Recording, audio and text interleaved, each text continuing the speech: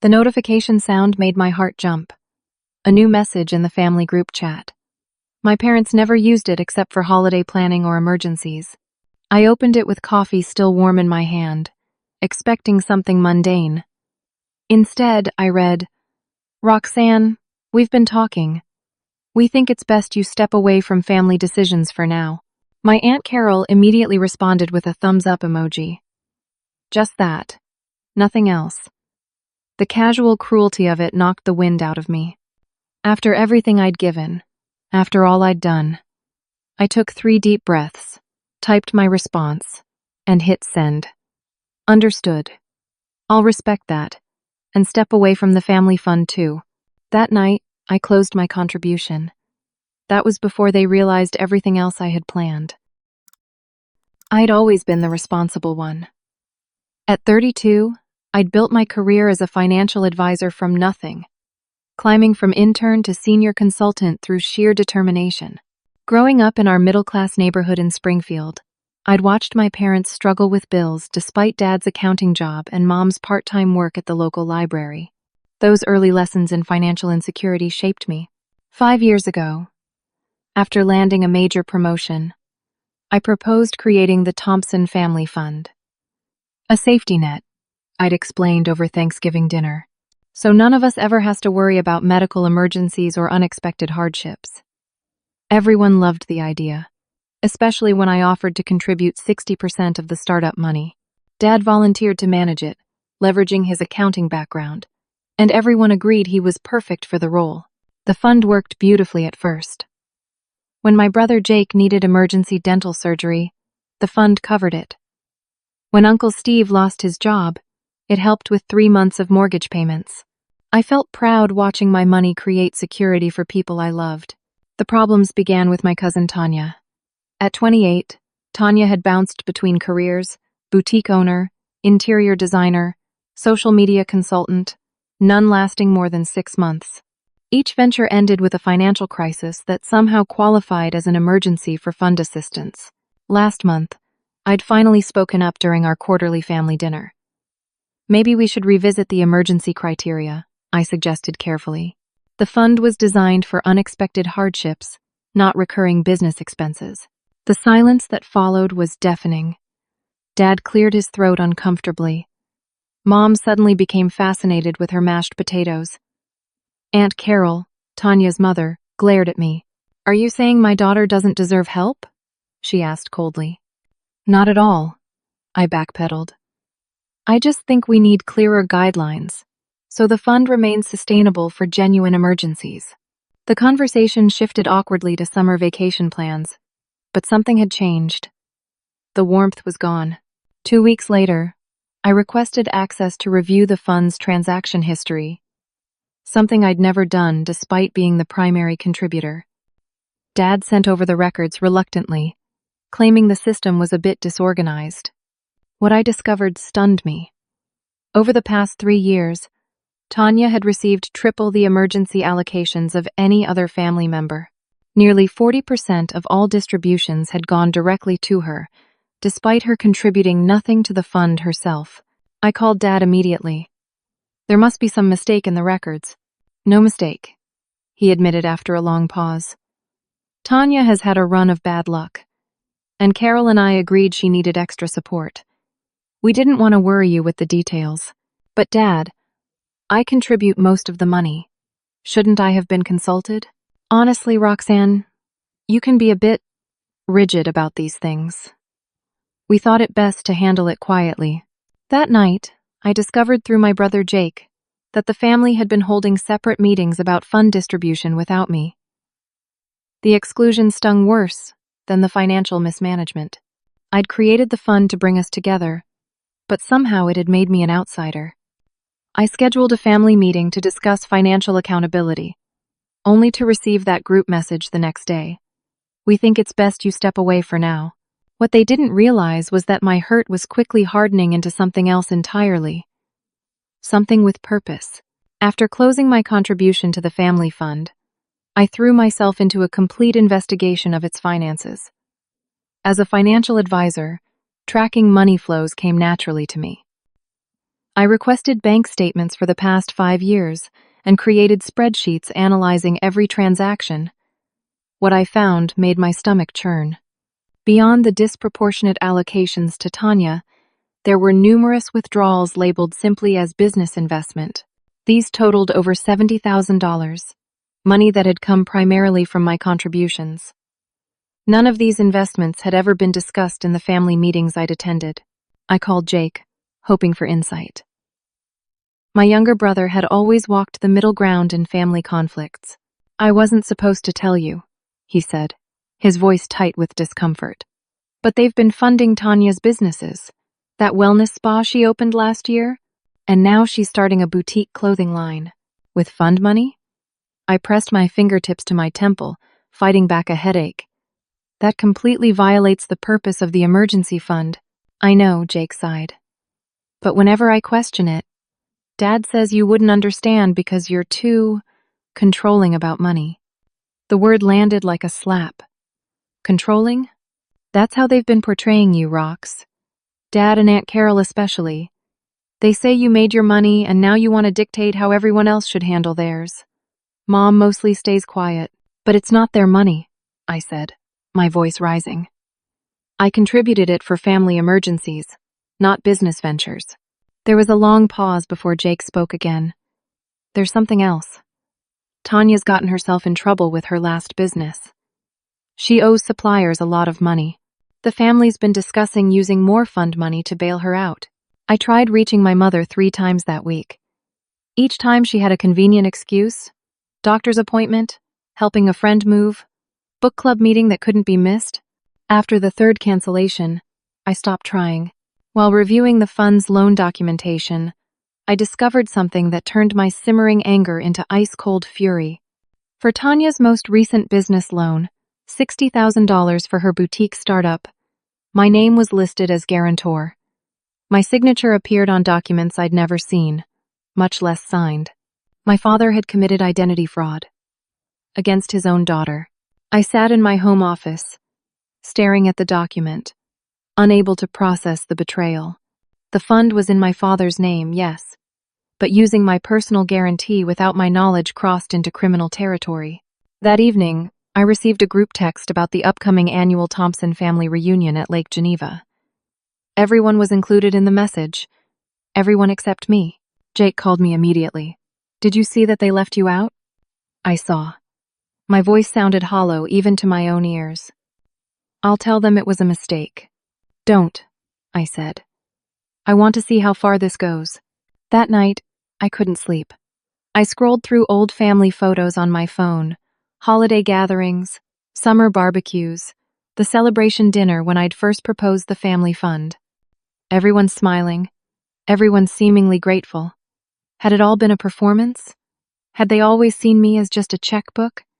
The next morning, I received an email from the bank handling the fund's accounts. An automatic notification that another large withdrawal had been processed, $30,000. The recipient, Tanya's Boutique LLC. They were emptying my contributions as quickly as possible before I could take any action.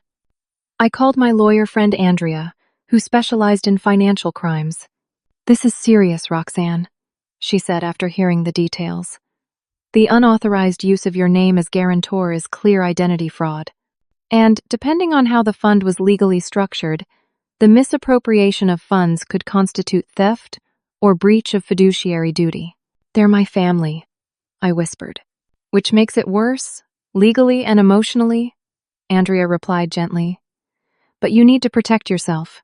Family or not, what they're doing is wrong." That night, scrolling through social media, I discovered photos of a family dinner I hadn't been invited to. My parents, Aunt Carol, Uncle Steve, Tanya, and several other relatives gathered at my parents' home, laughing, celebrating, moving on without me. The caption under the photo posted by Tanya read, "So grateful for family who always supports my dreams. Number blessed. Number new fashion line. The dreams they were supporting with my money." Andrea helped me file the paperwork to freeze any additional withdrawals from the fund pending investigation. Then she asked a question that stopped me cold. Have you considered that this might not be the first time they've used your identity? I hadn't. But once the thought took root, I couldn't shake it. I ran a full credit report that night, scanning for accounts I didn't recognize. Everything seemed legitimate, but the fear had been planted. If my own father could forge my signature once, what else might he have done? The next day, looking for old tax documents in my storage unit, I found a box of family videos I'd almost forgotten about. Searching for comfort in happier memories, I took them home and began watching. The videos revealed subtle patterns I'd missed living through them. At my college graduation dinner, when I announced I'd accepted a position at a prestigious financial firm, the camera caught my aunt whispering to my mother, "Always about the money with that one." In footage from Jake's 30th birthday, my father proudly announced that Jake had inherited the Thompson heart for always helping others, while I'd inherited the Thompson head for business. The distinction stung now in a way it hadn't then. Most painful was a video from 2 Christmases ago. I'd just deposited an extra $10,000 into the family fund as a holiday gift. The camera caught my father later telling Tanya, "Don't worry about the boutique costs. We'll handle it after the new year." Roxanne's Christmas bonus came through. They'd been planning to misuse my contributions even then, Jake called that evening. "Roxanne, they're telling everyone you're having some kind of breakdown about money." "What?" "Dad told Uncle Steve you've become obsessed with controlling every penny of the fund. Mom's been saying she's worried about your mental health. And Aunt Carol." He hesitated. "What about Aunt Carol?" I pressed. "She's telling everyone you've always been jealous of Tanya." I laughed bitterly. "Jealous of what? Her 5 failed businesses?" "I know it's ridiculous," Jake sighed. "But people are believing them. I tried defending you. But they just say, I don't understand the full situation." After hanging up, I made a decision. I needed to confront my parents face to face. No more unanswered calls or texts. I drove the 20 minutes to their suburban home unannounced.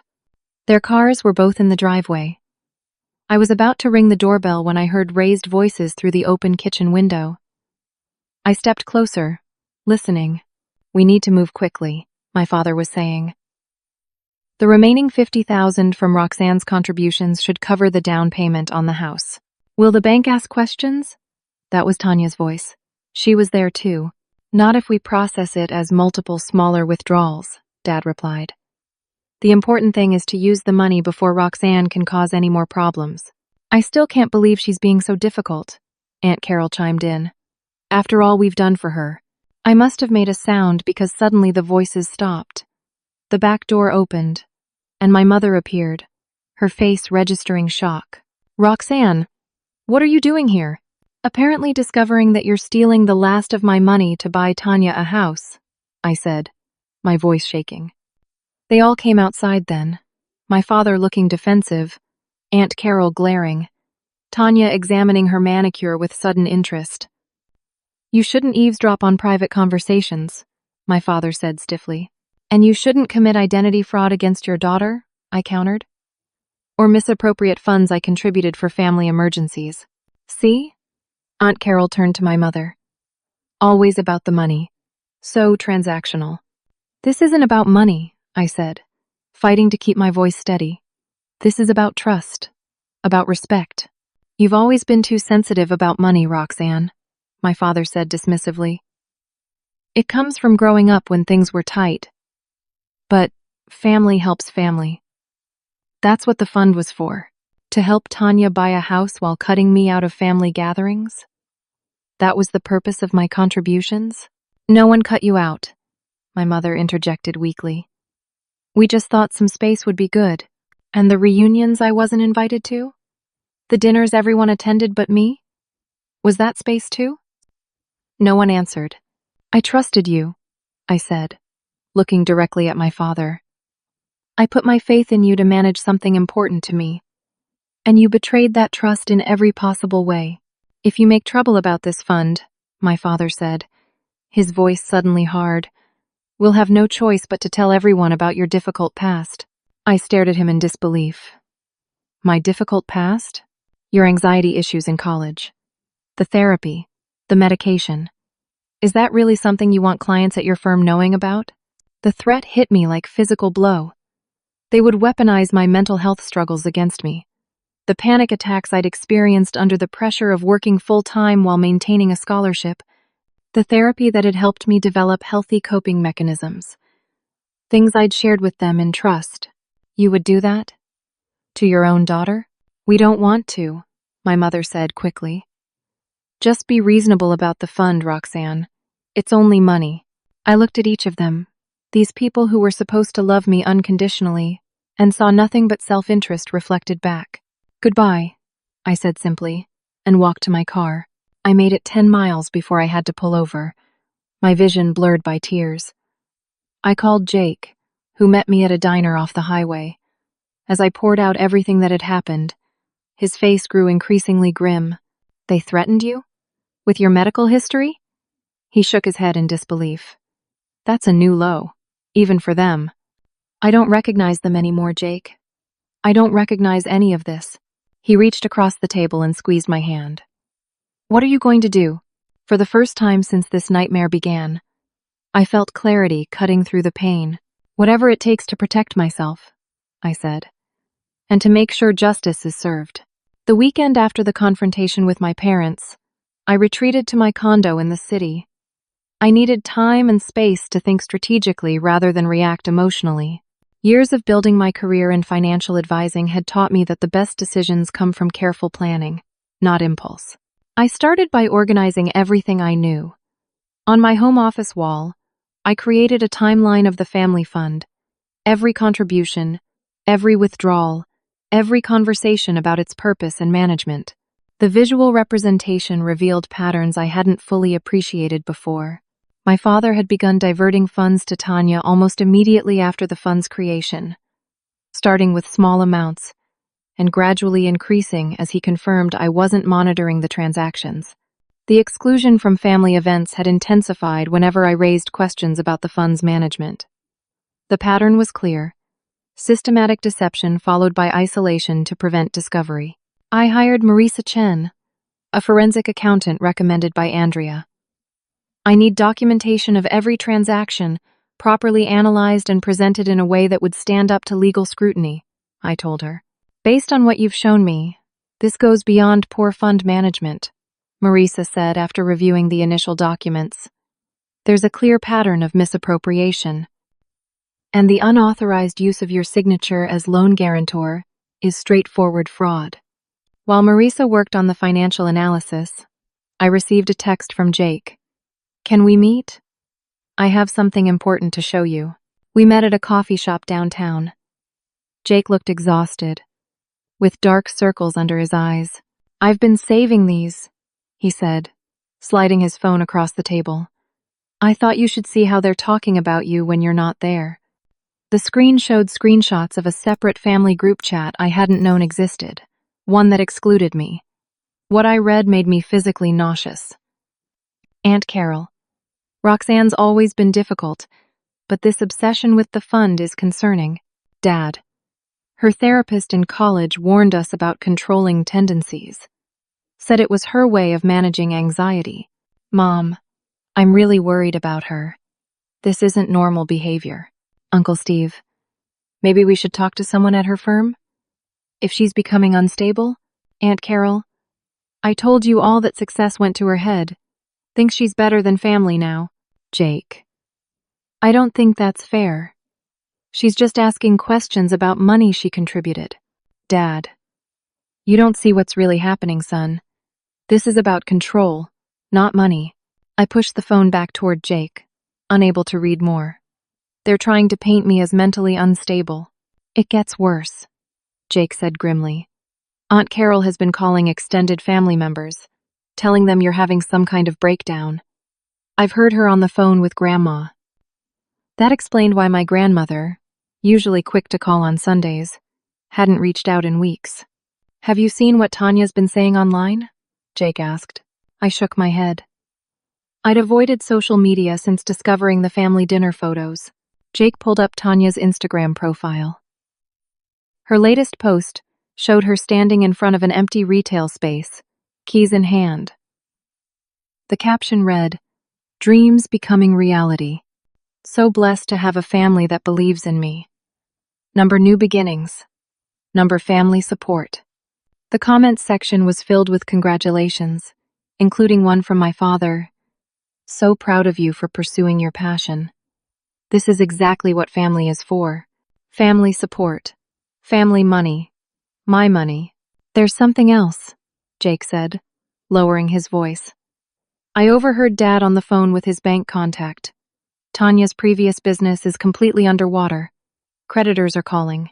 They're planning to use the last of your fund contributions to settle those debts and then put a down payment on the retail space before you can take legal action."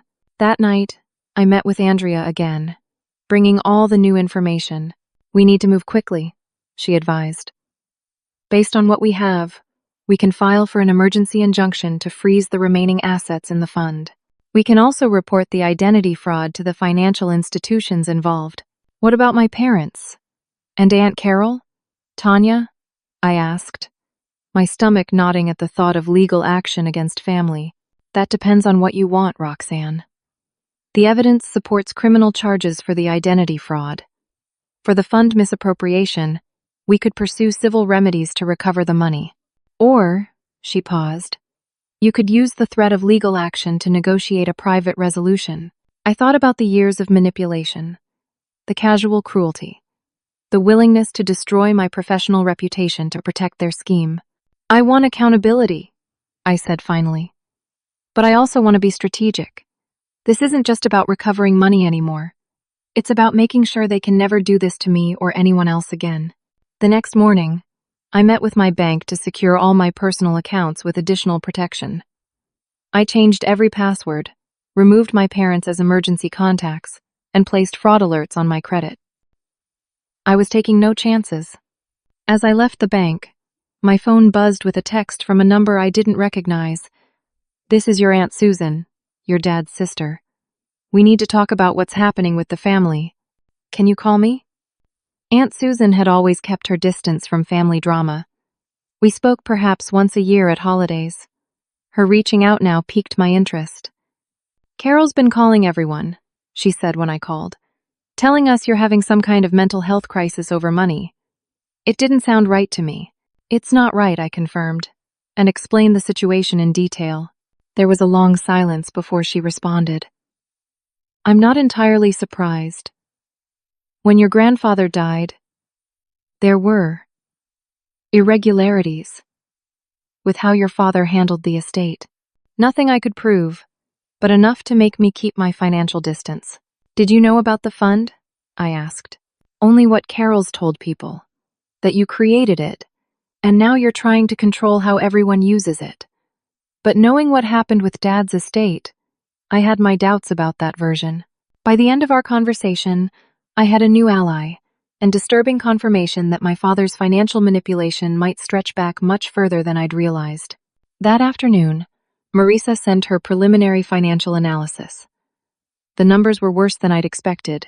Beyond the direct misappropriations to Tanya, there were dozens of smaller withdrawals classified as family assistance, with no documentation of recipients. In total, nearly $200,000 of my contributions had been diverted for unauthorized purposes. As I was reviewing the report, Jake called with urgent news. "Tanya's about to sign the lease on that retail space," he said. "Dad's arranging for the final fund money to be transferred tomorrow. They're rushing everything through because somehow they heard you might be taking legal action. Time had run out for careful deliberation. I needed to act now, or lose any chance of protecting what remained of my contributions." I called Andrea. "It's time," I said. "File everything we discussed. Today." By sunset, the emergency injunction was filed, freezing the remaining fund assets. Formal complaints about the identity fraud had been submitted to 3 financial institutions and the relevant authorities, and a letter from Andrea's law firm had been delivered to my parents, Aunt Carol, and Tanya, outlining the evidence we'd gathered and the serious legal consequences they were facing. The first battle had been engaged. There was no going back now. The response to Andrea's legal letter came swiftly and explosively. My father called 6 times in the span of 2 hours. I let each call go to voicemail. Listening to his messages evolve from indignant demands to wounded disbelief to barely contained fury. "You're making a terrible mistake," his final message warned. "We're your family, Roxanne. You don't do this to family." My mother texted, "How could you do this to us? To your father? After everything we've done for you?" The irony was almost painful. After everything they'd done to me? Andrea advised against direct contact. "Let all communication go through proper channels now. Anything you say to them directly could be twisted or used against you." The next day, Jake reported that our parents' house had become command central for damage control. "Dad's telling everyone this proves you're having a breakdown. Mom's crying to anyone who'll listen about how you've turned on your own family. And Aunt Carol is practically gloating." "Gloating?" I asked, surprised. "She's saying she always knew you'd show your true colors eventually. That money reveals character." I laughed bitterly. On that last point, I actually agree with her. While the family mobilized against me, something unexpected began happening. People started reaching out, relatives I rarely spoke with, sending cautious messages of support. My cousin Patrick, Uncle Steve's son. "I don't know exactly what's happening, but something never felt right about how Aunt Carol and Tanya talked about you." My mother's sister, Aunt Diane. "Your mom called me crying about how you're attacking them. But when I asked for details, she got very vague." "Are you okay?" Even my father's brother, Uncle Mark, who'd moved to Arizona years ago and rarely engaged with family matters. "Susan told me what's going on. I had a similar experience with your dad years ago over a business loan. Want to talk?" Each conversation revealed additional pieces of a larger pattern. My father had apparently been manipulating family finances for years, creating divisions and playing favorites while maintaining a public image of the dedicated family accountant who took care of everyone. 3 days after the legal notices were delivered, I received an unexpected visitor at my condo. When the doorman called up, I was shocked to hear that my grandmother, my father's mother, was asking to see me. At 84, Grandma Ruth rarely left her retirement community across town. Yet here she was, impeccably dressed as always, standing at my door with concern etched on her face. "I needed to see you for myself," she explained as I welcomed her in. "Your father's been saying such troubling things. That you're not well, that you're having some kind of episode about money." I led her to the living room, unsure how much to share. Grandma Ruth had always adored my father, her firstborn. Would she automatically take his side? "What's really happening, Roxanne?" she asked directly, her eyes sharp despite her age. I took a deep breath and told her everything, from creating the fund to discovering the misappropriations to the identity fraud and threats against my reputation. I showed her the financial documentation Marisa had prepared. She listened without interruption, occasionally nodding. When I finished, she sat silently for a long moment. "I believe you," she said finally. "And I'm not entirely surprised." "You're not?" She sighed heavily. "Your father has always had complicated feelings about money and about fairness. When he was a boy, he struggled terribly with sharing. If he felt someone got more than him, more attention, more praise, more anything, he'd find ways to even the score." I thought about how my father had diverted my fund contributions to Tanya, his apparent favorite. It didn't quite fit the pattern Grandma was describing. "There's something you should know," Grandma continued, her voice dropping slightly. "Something the family doesn't discuss. About Tanya." I waited, sensing something significant coming. "Tanya isn't just your Aunt Carol's daughter. She's also your father's." The room seemed to tilt around me. "What?" "It happened years ago, before you were born. An affair between your father and Carol, who was his wife's sister, your mother's sister." She shook her head. "The family nearly fell apart. Your mother chose to forgive him, and Carol's husband left. We all agreed never to tell the children." "Tanya is my half-sister?" The words felt foreign in my mouth. "Yes. And your father has always carried tremendous guilt about it. I believe he's been trying to make it up to both Carol and Tanya all these years, without ever addressing it directly. The revelation recontextualized everything. The preferential treatment, the secrecy, my father's defensiveness whenever I questioned Tanya's withdrawals. That explains a lot, I said slowly. But it doesn't excuse identity fraud or stealing money I contributed for genuine family emergencies. No, Grandma agreed firmly. It doesn't.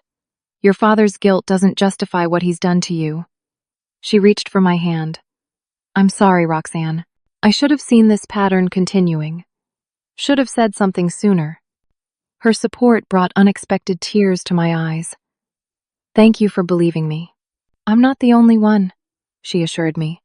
Many in the family have had concerns about your father's financial dealings over the years. They've just been too intimidated to speak up. The next day, Andrea informed me that my parents had hired their own lawyer, who was requesting a meeting to discuss resolution without further escalation. They're feeling the pressure, Andrea explained. The identity fraud aspect especially. That carries potential criminal penalties they can't ignore. I agreed to the meeting, which was scheduled for the following week at Andrea's office. 2 days before the meeting, Jake called with disturbing news. They're planning an ambush, he warned. Dad and his lawyer will start conciliatory, but then Mom, Aunt Carol, and Uncle Steve are going to show up unannounced. They're going to confront you about family loyalty and try to pressure you into dropping everything. How do you know this? They tried to recruit me to join them. To tell you how you're tearing the family apart. I pretended to agree so I could warn you. I informed Andrea, who immediately changed the meeting location to a secured floor in her firm's building, with strict instructions that only those specifically named in the invitation would be admitted. The morning of the meeting, I received an unexpected email. It came from Tanya. I know you probably hate me, it began. But there's a lot you don't know about what's been happening. I'd like to talk. Just you and me. I forwarded it to Andrea, who advised caution. This could be genuine, or it could be another attempt to manipulate you. If you want to hear her out, do it on neutral ground with witnesses. I suggested a coffee shop near Andrea's office, with Jake present as well. Tanya agreed. When I arrived, Tanya was already there, looking nervous and uncharacteristically subdued. Gone was the confident social media persona with the designer clothes and perfect makeup. This Tanya looked tired, with shadows under her eyes and bitten nails. Thank you for coming, she said as Jake and I sat down. I wasn't sure you would. I almost didn't, I admitted. Why did you want to talk? She glanced at Jake, then back to me. Because everything's falling apart, and I'm tired of the lies. She took a deep breath. I know about the legal action. I know about the frozen assets. I know you could press charges against Uncle Richard for the loan signature. Uncle Richard, not your dad. The distinction wasn't lost on me. My business is about to collapse completely, she continued. The boutique was supposed to save it, but without the final fund money, I can't sign the lease. I'm probably going to have to declare bankruptcy. I'm sorry about your business, I said carefully. But that doesn't explain why you wanted this meeting. Tanya looked down at her hands. Because I need you to know I didn't understand where all the money was coming from. Aunt Linda and Uncle Richard told me the fund was for supporting family, that everyone had agreed my business qualified. They never said most of the money was coming specifically from you.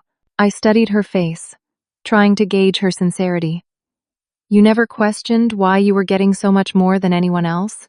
They said. She hesitated. They said you had more than you needed, that you were just trying to control everyone with your success. That helping me was a way of balancing things out. Jake leaned forward. Did you know about the signature forgery for your business loan? Tanya's eyes widened. What forgery? I explained about my signature on her loan documents. Her shock seemed genuine. I never saw those papers, she insisted. Uncle Richard handled everything. He said the fund was guaranteeing the loan. She pressed her hands to her face. Oh God, this is even worse than I thought. For the next hour, Tanya revealed her side of the story. How my father and aunt had positioned her as somehow entitled to special support. How they'd managed her business finances, telling her everything was taken care of whenever she raised concerns about costs. How they'd gradually isolated me when I started asking questions. After your last family dinner, when you brought up the fund guidelines, Aunt Carol was furious, Tanya explained. She said you were trying to cut me off, that you'd always resented me. Uncle Richard promised he'd handle you.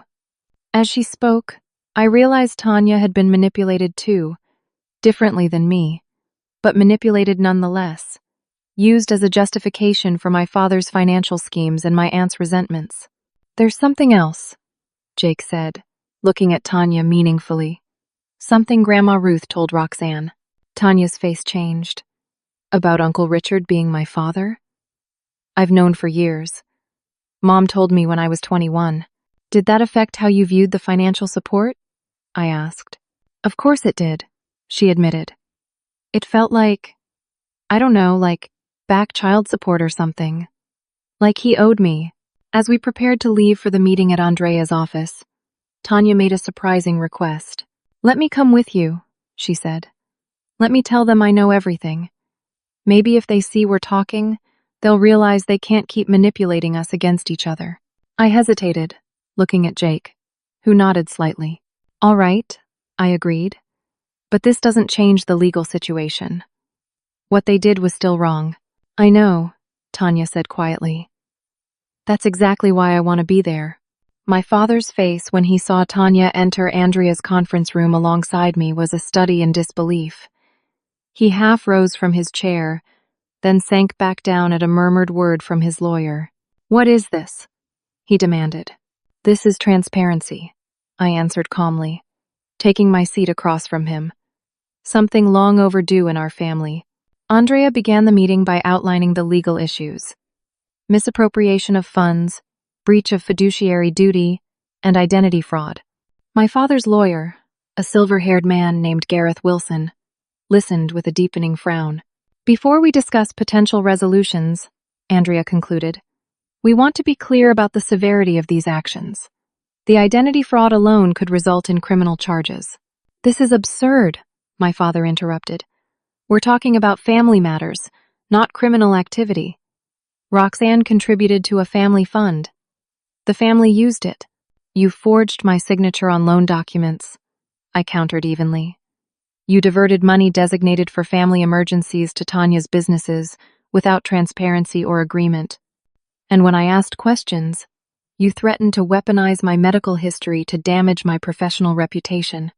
That's not how it happened, he insisted, turning to his lawyer. She's exaggerating everything. Actually, Tanya spoke up. That's exactly how it happened. You and Mom told me the fund was supporting my businesses. You handled all the paperwork. If you forged Roxanne's signature, that's on you, not me. My father's face drained of color. Tanya, what are you doing? Telling the truth for once, she replied, her voice surprisingly steady. I'm tired of the manipulation, Uncle Richard. Or should I call you Dad? Since apparently everyone knows now anyway. The lawyer's eyebrows shot up at this revelation. He leaned over to whisper something to my father, who shook his head sharply. This is a private family discussion, my father insisted. Not anymore, Andrea countered. Once you committed identity fraud, it became a legal matter. Now, we have several options for resolution.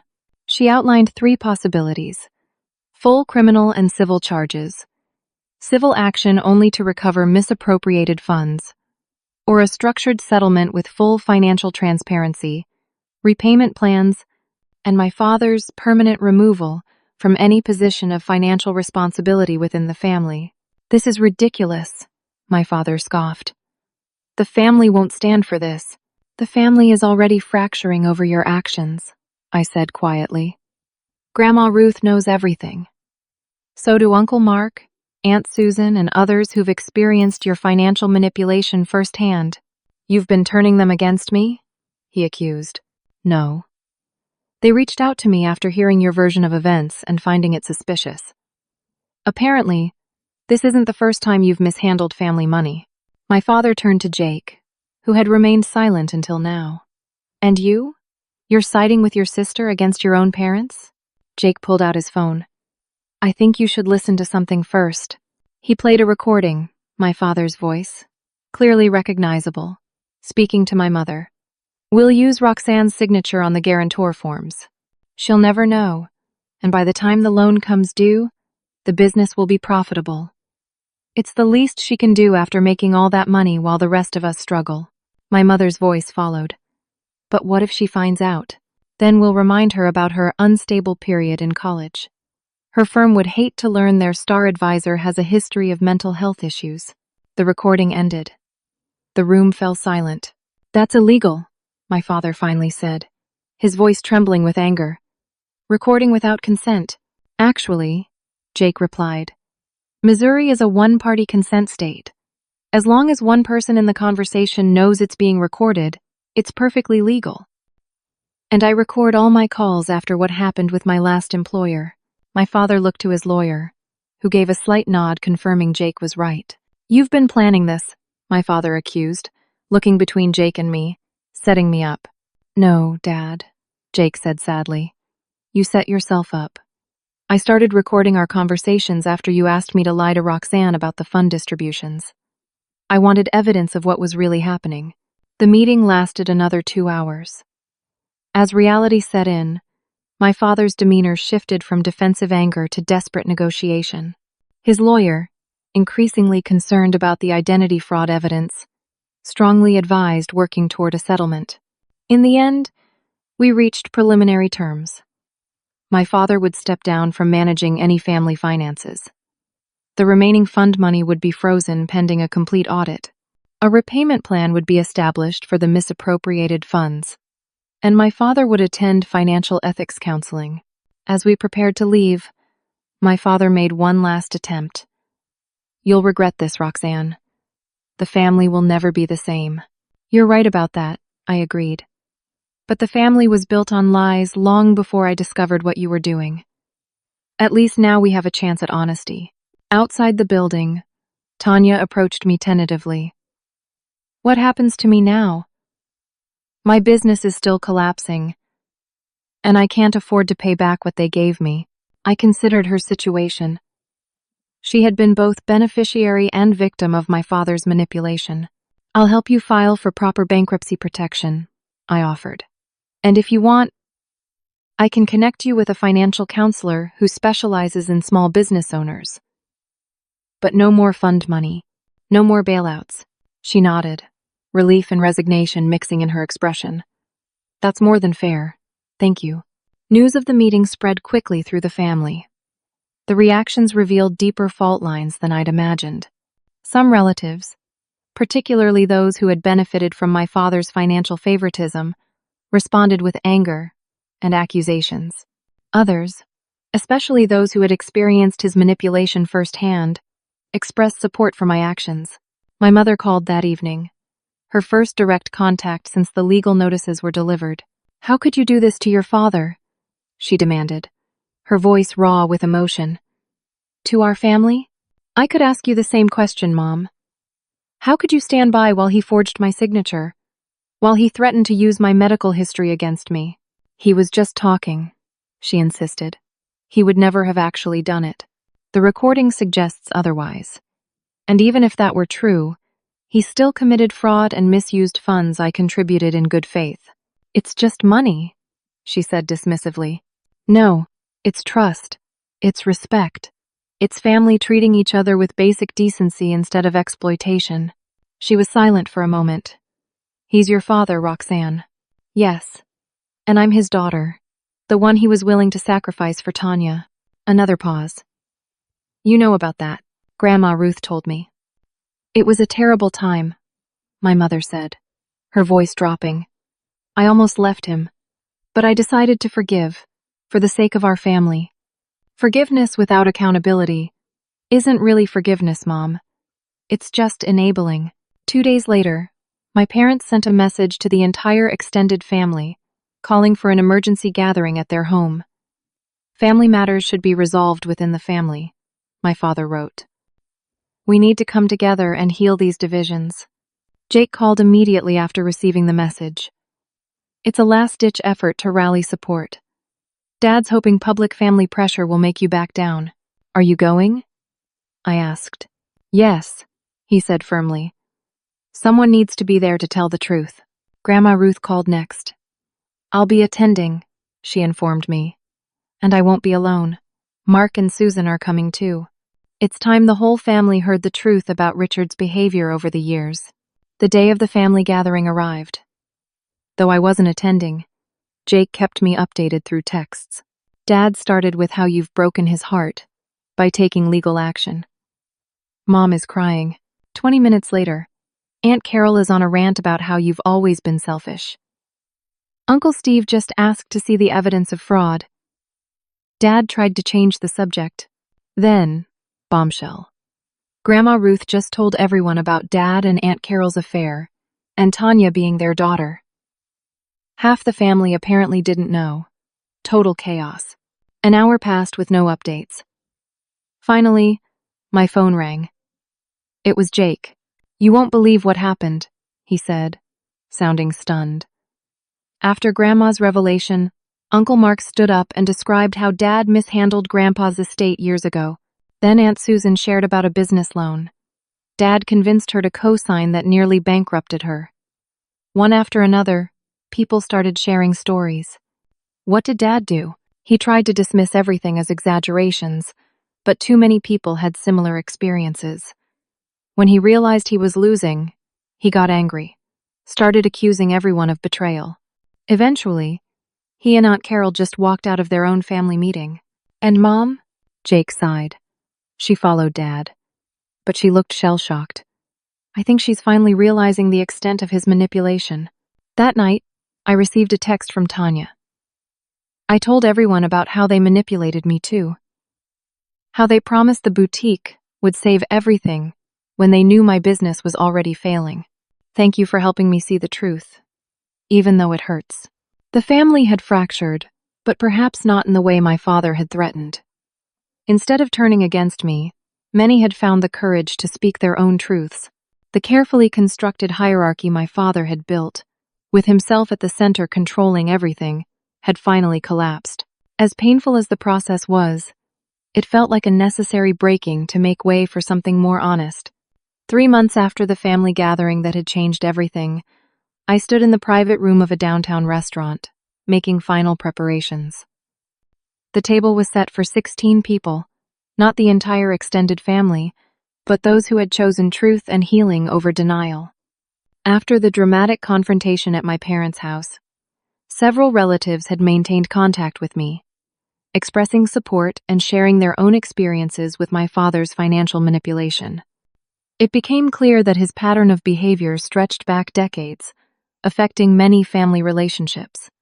My mother had remained with my father initially, defending his actions and accusing me of tearing the family apart. But as more evidence emerged through the legal proceedings, her certainty began to waver. 2 weeks ago, she had called me, her voice small and uncertain. I think I've been wrong about a lot of things, she admitted. For a very long time. We met for coffee the following day. Our first face-to-face conversation since the confrontation at their house months earlier. She looked older somehow, the confident woman I'd known replaced by someone more fragile, more real. Your father and I are separating, she told me. After everything came out at the family meeting, I started questioning other things. Financial decisions that never quite made sense. Accounts I wasn't allowed to see. She'd discovered he had hidden substantial debts and had been using her retirement savings to cover investment losses she knew nothing about.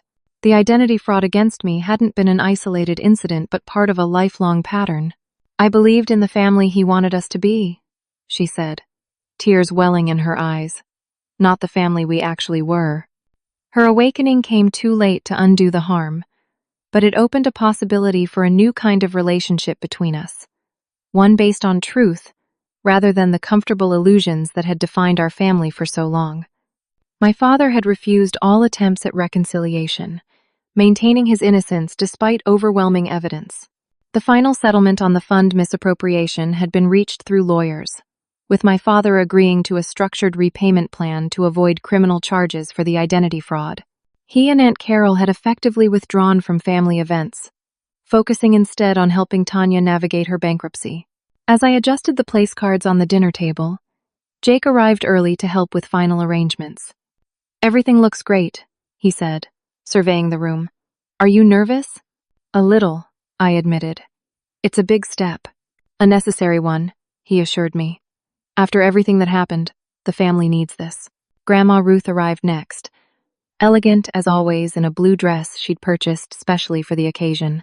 At 84, she had emerged as an unexpected source of strength through the family crisis, her clear-eyed willingness to acknowledge past mistakes setting an example for everyone. "It's perfect, Roxanne," she said, embracing me warmly. "Your grandfather would have been so proud to see this." The other guests arrived gradually, Aunt Susan and Uncle Mark, cousins who had reached out after learning the truth, Jake's girlfriend Melissa, and even my mother, who had accepted the invitation with trepidation but genuine hope. The last to arrive was Tanya. Our relationship had evolved in unexpected ways since the confrontation.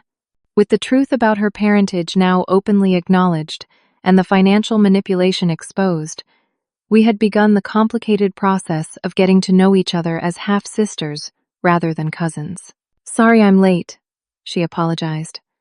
The financial counseling session ran long. After her businesses collapsed, Tanya had enrolled in a comprehensive financial literacy program I'd helped her find. For perhaps the first time in her life, she was learning to manage money responsibly, rather than relying on bailouts from my father. Once everyone was seated, I stood to make the announcement that had brought us together. "Thank you all for coming tonight," I began. "The past few months have been difficult for our family in many ways. We've confronted painful truths and lost the false sense of unity that kept us together for years." Nods around the table acknowledged this reality. But in that process, something valuable happened. Many of us found our voices and our truth. We stopped accepting manipulation as love or exploitation as support. I took a deep breath before continuing. "Tonight, I want to share something I've been working on.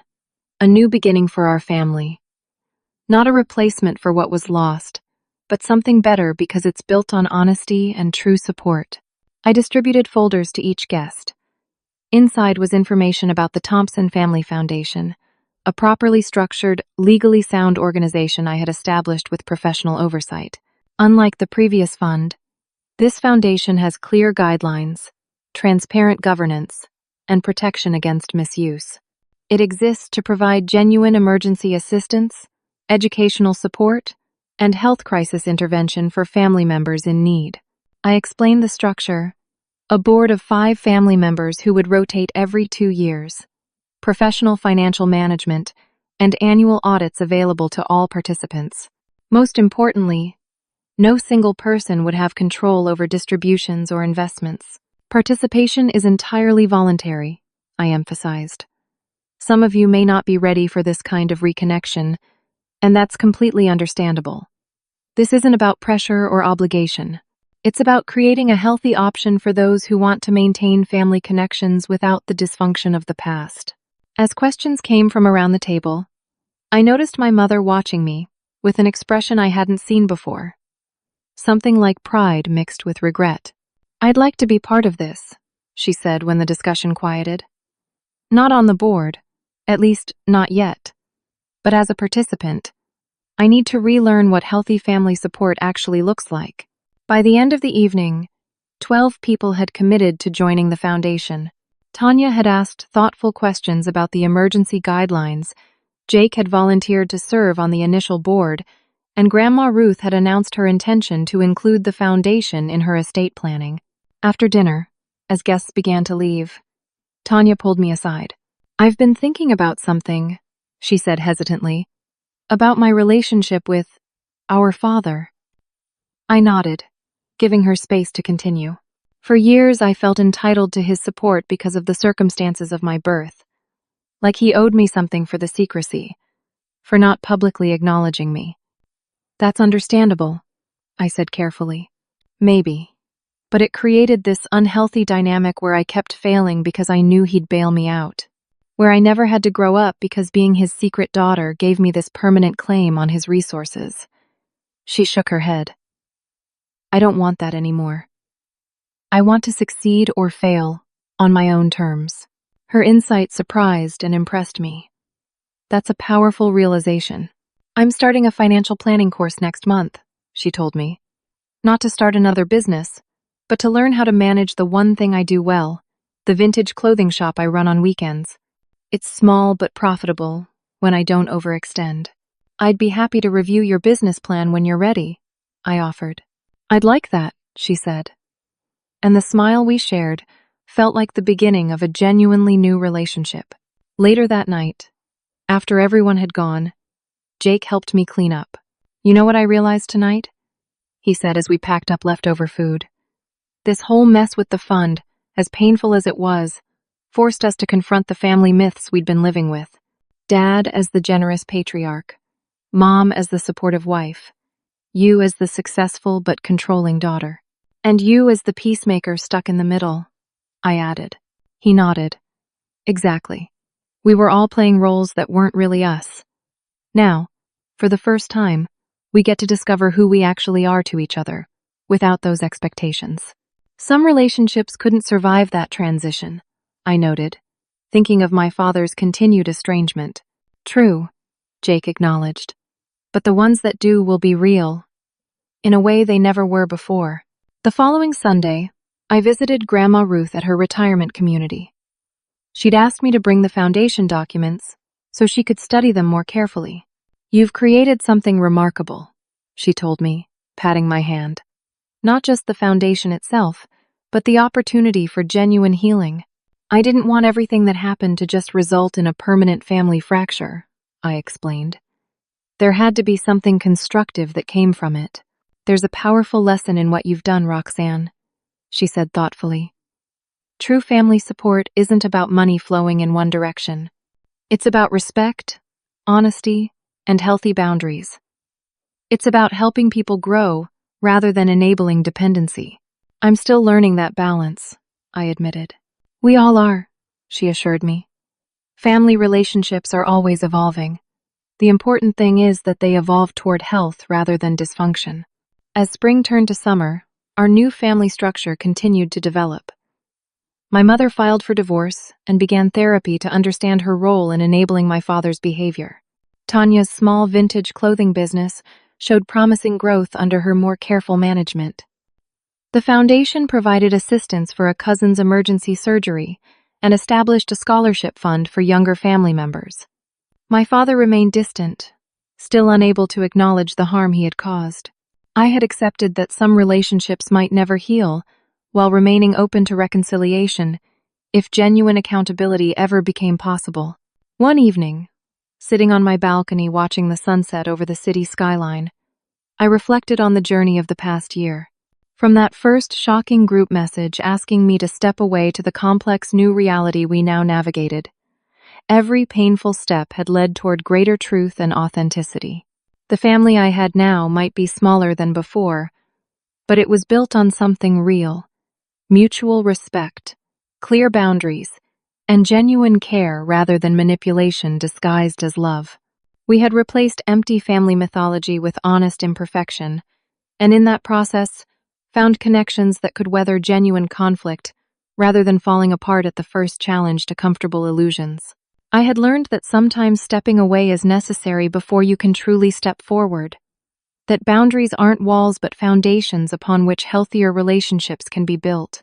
Most importantly, I had discovered that family, at its best, is not defined by unconditional acceptance of harmful behavior, but by the courage to demand better from those we love and from ourselves. That night, I sent a group message to the foundation members. Grateful for each of you and the genuine family we're building together. Looking forward to our future. The responses came quickly, warm, authentic, and free from the undercurrents of manipulation that had characterized our previous family communications. In that moment, I knew that although the journey had been painful, The destination had been worth every difficult step. Have you ever had to establish boundaries with family members who took advantage of your generosity? I'd love to hear your stories in the comments below. If this story resonated with you, please like, subscribe, and share it with others who might be struggling with similar family dynamics. Thank you for listening. And remember, sometimes the greatest act of love is having the courage to demand truth, even when it's difficult.